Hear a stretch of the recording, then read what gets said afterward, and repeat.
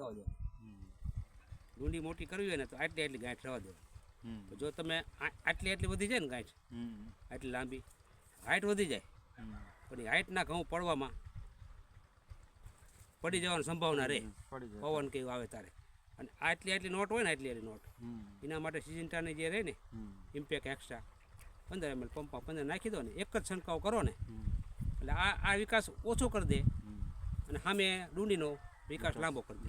કારણ ડુંડીમાં દાણો છે ને 25-30% ઉત્પાદન વધુ લઈ શકો તો હેક્ટરે 2 થી 2.5 ક્વિન્ટલ આવે એટલે હેક્ટરે નહીં. એવરેજ તમે 6 એકરમાં આપણે 6 એકરમાં આને 75-80 મણ ઉત્પાદન મળી જાય તો દવાનો ખર્ચો શું કહેવો. અને આ ઝંડાપત્તી કહેવાય. હવે આ ઝંડાપત્તી થઈને આમ રમે ને પત્તી આ પત્તીમાં ફંગસ નહીં લાગવા જોઈએ. ફંગસનું કામ કરે ગરમીમાં તડકામાં ઠંડીમાં બેમાં કામ કરે.